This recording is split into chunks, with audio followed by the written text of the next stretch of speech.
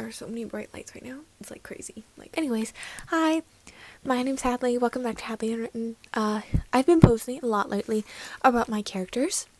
If you don't know what I'm talking about, where have you been? But I've been posting a lot about my characters, and so I thought today, I've been trying to explain them badly, but I thought today it would be kind of fun if I, pitched them to you, told you about them in a way that is,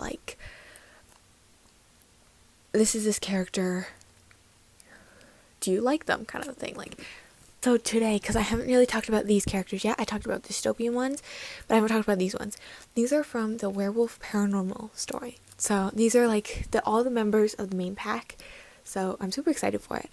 I love these characters a lot. I think the funniest thing about doing these videos is that every time I do this, I see myself in these characters, and then I get more concerned about me, which is interesting. Yeah, so let's get into this. I'm super excited.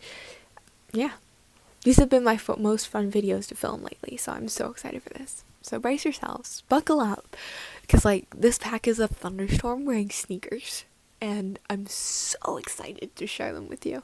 So the first character we have, his name is Alex Pierce. He is, I think, 16 or 17 years old. I again have it all written down, so if I'm looking this way, that's why. I tried to be as poetic as possible, but I don't know if I did very good. Alex is a locked room with claw marks on the inside. Loyalty is something you have to earn from him, but once you do, it's permanent and terrifyingly intense. He was broken by his sisters and reshaped into a werewolf against his will. Trauma lives in his bones. Silence is his armor. His moral compass spins wildly with no magnetic control but Ivy. He watches her like she's the last light in a collapsing city. He does not believe he deserves good things, which makes his devotion sharper, darker, and even more deadly dangerous. Survival taught him how to endure. Ivy teaches him how to live. Dun dun dun! He's one of my favorites. He's so fun to write about just because, trauma and pain and scars. But he's also mates with Ivy, so. Speaking of Ivy, she's next. Are we ready for this? Ivy is a wildfire with a pulse. She loves like it's oxygen, fights like it's religion, and makes moral decisions by spinning a wheel and seeing who's bleeding at the end. Fiercely loyal to the point of feral, unapologetically angry, and permanently 2 seconds away from throwing herself between danger and the people she loves. She is 16 or 17. I'm not actually sure. She's a sophomore or a junior. I'm not sure about that either. And already carries the weight of a general. As a werewolf, she runs on instincts and instincts alone. She is Alex's mate, anchor, shield, and reason not to burn the world down. She does not ask for permission, ever. She does not back down, and she is brutally ruthless. She dares the universe to try her. And if the universe were to challenge her, she'd probably win. Especially if Alex was in danger. Those mate instincts. They're strong with this one. Next we have Tyler. He's the alpha, so. He created them all. Tyler is an 18-year-old alpha carrying dad energy like it's inherited, only his father was abusive, so it's really not. He is strong, steady, and quietly exhausted from blaming himself for every bad outcome since the dawn of time. Every outcome. He leads with kindness, trusts with intention, and shoulders the pack like it's his sacred duty, which it is. He was one of the first to trust Alex, besides Ivy, of course, because he believes in a fair trial and giving people second chances, especially after his ordeal with his father. He is closest with everyone, but Liam is where his voice softens, and he literally admitted Liam was his favorite child. Best friend Chaos with Cole and Paris, moral center with Cracks, and a sister who hunts monsters the right way. He's just a good, solid person, Just a solid person. Next up, we have Cole, who is Tyler's best friend ever. Cole is Chaos and Cleats. Tall, snarky, soccer-obsessed, ADHD and caffeine-fueled, and somehow the mom friend who makes sure everyone eats. I literally don't know how he does that. I struggle with that on a day-to-day basis. Friends, if you're watching, eat breakfast. His anger flares fast, his guilt lingers longer, and his pain stays hidden behind jokes and sarcasm.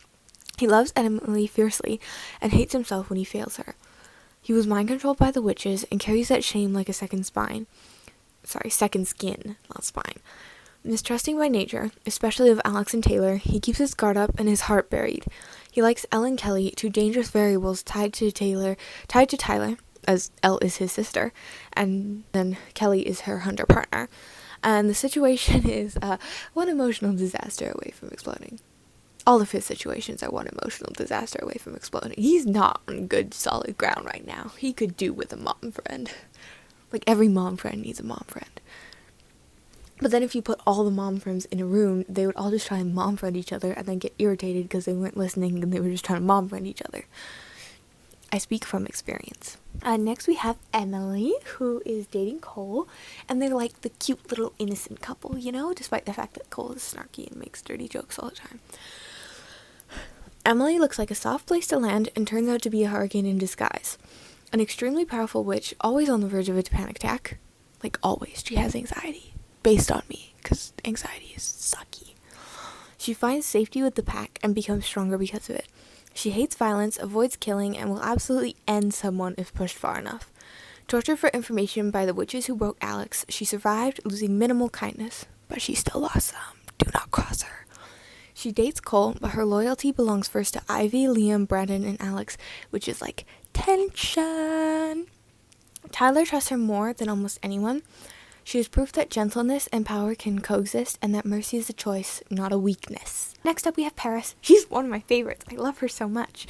Paris is sharp edges and sacrifice. Half vampire, half werewolf, all threat and calculated decisions. Like, she's like the smartest person in the pack. Like, she's the one who plans everything, despite the fact that Tyler is the alpha.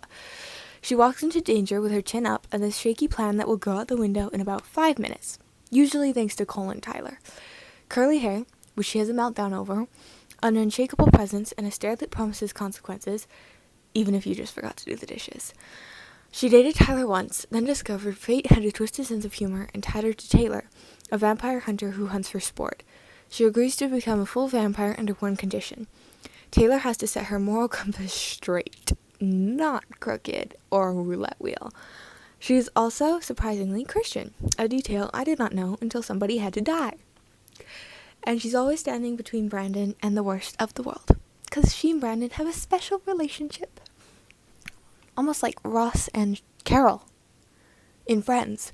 Next up we have Liam, who is just so precious. Liam is rage-wrapped in a bruised teenager's body. The baby of the pack, except nothing about his past is gentle. Tortured, abandoned, hung over an abyss for hours, and somehow still standing. He plays soccer like it's therapy and fights like it's personal.